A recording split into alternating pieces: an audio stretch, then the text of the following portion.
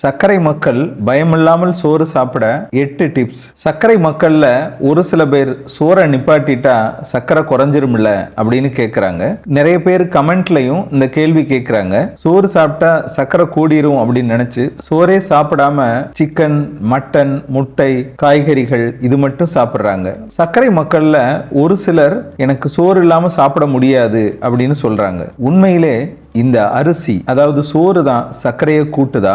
ஒரு சிலர் white rice வேண்டாம், பிரவுன் ரைஸ் நல்லது, ரேசன் அரிசி நல்லது, கேரளா மட்டை அரிசி நல்லது அப்படின்னு சொல்றாங்க. இப்படி அரிசியை பற்றிய குழப்பம் நம்ம மக்கள் மத்தியில இருந்துகிட்டே இருக்கு. உண்மையிலே அரிசி சாதம் சர்க்கரையை கூட்டுமா? சர்க்கரையை கூட்டாம நம்ம அரிசி சாதம் சாப்பிட முடியுமா? இதை பற்றி தான் இந்த வீடியோ. இதை எளிதா புரிய வைக்கிறதுக்கு நம்ம ஹாஸ்பிட்டல்ல நடந்த ஒரு உண்மை சம்பவத்தை நான் இப்ப சொல்றேன். நான் டாக்டர் மணிவண்ணன், ஸ்ரீ பார்வதி சக்கரை நோய் மருத்துவமனை, காரைக்குடி. இந்த வீடியோவை ஸ்கிப் பண்ணாம பாருங்க, சப்ஸ்கிரைப் பண்ணி பாருங்க. Facebookல பாக்குறவங்க ஃபாலோ பண்ணி பாருங்க. ஒரு அம்மாவுக்கு சர்க்கரை இருக்கு, ரெகுலரா வருவாங்க, மாத்திரை சாப்பிடுவாங்க, நல்லா இருக்காங்க. ஒரு முறை அவங்க சர்க்கரைக்கு பார்க்க வர்றப்ப ரொம்ப கவலையோட சொன்னாங்க, சார் என் மகனுக்கு 46 வயசு ஆயிடுச்சு, அவருக்கு சர்க்கரை வந்துருச்சு. அவங்க கம்பெனில ஒரு முழு உடல் பரிசோதனை செஞ்சாங்க.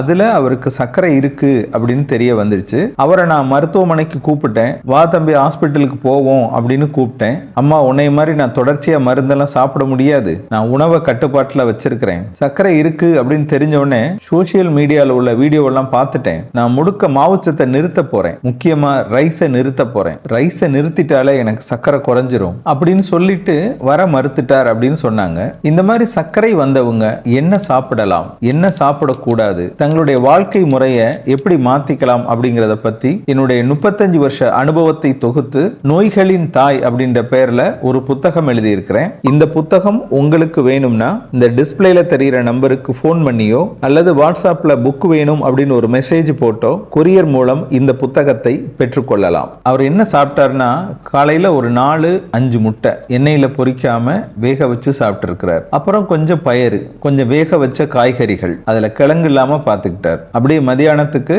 ஒரு சிக்கன் லெக் பீஸ், கொஞ்சம் நட்ஸ், அப்பவும் நல்லா வேக வச்ச காய்கறிகள், இரவுல நல்ல வேக வச்ச மீன், கடல் உணவுகள், அதோட இரவுல கொஞ்சம் பாயில்டு வெஜிடபிள்ஸும் சேர்த்துக்கிட்டார். இந்த மாதிரி சாப்பிட்டார். இந்த உணவுல முக்கியமா சோறு இல்ல, கார்போஹைட்ரேட் இல்லாம பார்த்துக்கிட்டார், அதாவது மாவுச்சத்து இல்லாம பார்த்துக்கிட்டார். ரைஸ் மட்டும் நம்ம விட்டுட்டோம்னா சர்க்கரை குறையும் அப்படின்னு அவர் முழுசா நம்பினார். முக்கியமா கார்போஹைட்ரேட் இல்லாத டயட்டை அவர் ஃபாலோ பண்ணாரு. இது சரியா அப்படின்னு அவங்க அம்மா என்கிட்ட கேட்டாங்க. இல்லம்மா, இது தவறுதான், ஒரு பேலன்ஸ்டு டயட் இருக்கணும் அப்படின்னு சொன்னேன். அவன் கேட்க மாட்டேங்கிறானே அப்படின்னு சொல்லிட்டு கொஞ்சம் கவலையோட போயிட்டாங்க. இது நடந்து 6 மாசம் ஆயிடுச்சு. இப்ப அதே அம்மா மகனை கூட்டிட்டு என்கிட்ட வந்தாங்க.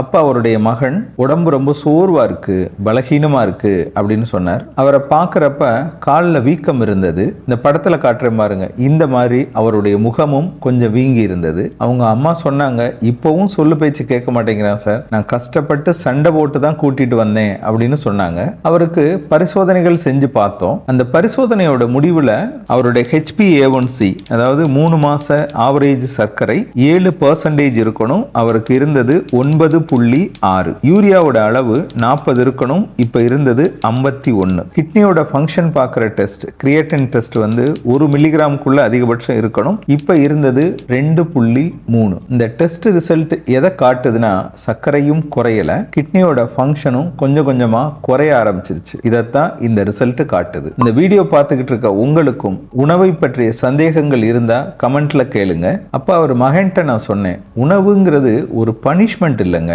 சர்க்கரை வந்துருச்சு அப்படின்றதுக்காக நீங்களே உங்களுக்கு ஒரு தண்டனை கொடுக்கிற மாதிரி சாப்பிட்றீங்க, அப்படி சாப்பிடக்கூடாது. உணவுங்கிறது ஒரு பேலன்ஸ்டு டயட்டா இருக்கணும். நம்ம உடம்புக்கு மாவுச்சத்தும் தேவை, புரதச்சத்தும் அதாவது புரோட்டீனும் தேவை அப்படின்னு புரிஞ்சுக்கிட்டு சாப்பிடணும். நீங்க இதை புரிஞ்சுக்காம வெறும் புரோட்டீன் டயட் மட்டும் சாப்பிட்டதுனால உங்க கிட்னிக்கான லோடு அதிகமாயிருச்சு, கிட்னியோட ஃபங்க்ஷன் குறைஞ்சிருச்சு, இதனால் உங்களுக்கு முக வீக்கமும் கால் வீக்கமும் வந்திருக்கு அப்படின்னு சொன்னேன். அப்பவும் அவர் கேட்டாரு, சோறு சாப்பிடலாமா சார் அப்படின்னு. சோறு சாப்பிடலாம், எப்படி சாப்பிடலாம் அப்படின்னு தெரிஞ்சுக்கிட்டு தாராளமா சாப்பிடுங்க அப்படின்னு சொல்லி அவருக்கு 8 டிப்ஸ் நான் சொன்னேன். அப்புறம் அவர் அந்த பேலன்ஸ்டு டயட்டை கரெக்டா ஃபாலோ பண்ணார். 3 மாசத்துல அவருடைய சர்க்கரையோட அளவும் குறைஞ்சது, கிட்னி ஃபங்க்ஷனும் இம்ப்ரூவ் ஆக ஆரம்பிச்சிருச்சு. இப்ப அவருக்கு காலில் வீக்கம் இல்ல, முகத்துல வீக்கமும் குறைஞ்சிருந்தது. அவருக்கு சொன்ன சொன்ன அந்த 8 டிப்ஸையும் உங்கள்கிட்டையும் சொல்றேன். நீங்கள் அதை தெரிஞ்சுக்கிட்டு பயமில்லாமல் சோறு சாப்பிடலாம். டிப் நம்பர் 1, வெறும் சோறு மட்டும் சாப்பிடாதீங்க. அதாவது தயிர் சாதம்,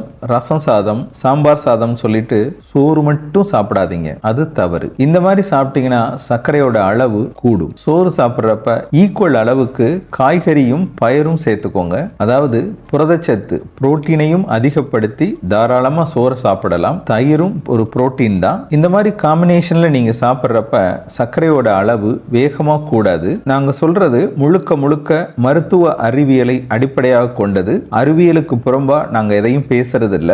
2வது டிப்ஸ் போர்ஷன். எவ்வளவு சோறு சாப்பிடணும் அப்படிங்கிறது. இத பிளேட் கான்செப்ட் அப்படின்னு சொல்லலாம். ஒரு ஃபுல் பிளேட் எடுத்துட்டீங்கன்னா அதுல பாதி அளவுக்கு காய்கறிகள் எடுத்துக்கோங்க. அதுல கால் பகுதி அளவுக்கு பயறு வகைகள் எடுத்துக்கோங்க. அசைவம் சாப்பிட்றவங்க அந்த இடத்துல அசைவத்தை ஃபில் பண்ணிக்கலாம். ஒரு கால் பகுதி அளவுக்கு சாதம் சாப்பிட்டுக்கலாம். இதுதான் பிளேட் மெத்தட். இந்த முறையில நீங்க சாப்பிட்டீங்கன்னா சர்க்கரையோட அளவு கூடாது. 3வது டிப், சாதத்தை மதியம் லஞ்சா எடுத்துக்கோங்க. முடிஞ்ச அளவு நைட்ல சாப்பிட்றத தவிர்த்துருங்க. ஏன்னா பகல்ல உடம்பு ரொம்ப ஆக்டிவா இருக்கும், வேலை பார்த்துக்கிட்டு இருக்கும். அதனால நம்ம உடம்புக்கு எனர்ஜி வேணும், ஈஸியா செரிமானமாகும். செரிமானமான மாவுச்சத்தை எனர்ஜியா நம்ம உடம்பு பயன்படுத்திடும். ஆனா இரவு நம்ம சாப்பிட்டு தூங்கிடுவோம். உடம்புக்கு அதிகமான எனர்ஜி தேவைப்படாது. சர்க்கரையோட அளவு கூட ஆரம்பிக்கும். டிப் நம்பர் 4, சில பேர் பழைய சோறு சாப்பிடலாமா அப்படின்னு கேட்பாங்க. சோத்தை நம்ம ஊற வச்சு குளிர வைக்கிறப்ப அதுல உள்ள மாவுச்சத்து ஸ்டார்ச்சா மாறிடும். அது நம்ம உடம்புல மெதுவா ஜீரணமாகும். சர்க்கரையும் ரொம்ப கூடாது. அதனாலதான் அதை சாப்பிட்றப்ப வயிறு ஃப்ரீயா இருக்கு அப்படின்னு சில பேர் சொல்லுவாங்க. ஆனால் பழைய சோறு சாப்பிட்றப்பவும் ஈக்குவல் அளவுக்கு காய்கறிகள் வச்சு சாப்பிடுங்க. டிப் நம்பர் 5, மெதுவா சாப்பிடுங்க. சாப்பாட்டை நல்லா மென்னு அரைச்சு மெதுவா சாப்பிடுங்க. அப்படி சாப்பிட்றப்ப நிறைய சாப்பிட்ட ஃபீலிங் கிடைக்கும். ஜீரணத்திற்கும் ரொம்ப நல்லது. டிப் நம்பர் 6, சாப்பிட்ட உடனே ரொம்ப நேரம் உட்காராம படுத்துறாம கொஞ்ச நேரம் நடங்க. காலை,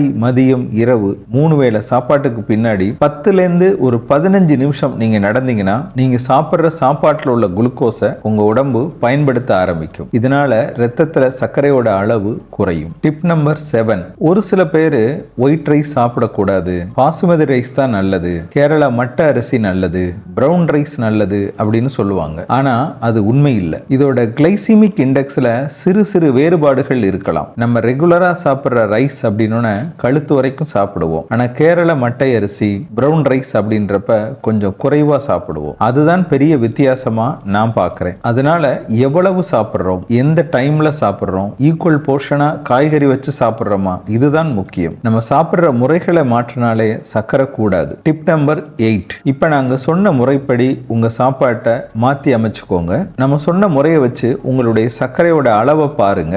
HbA1c ஓட அளவு குறைஞ்சிருக்கு.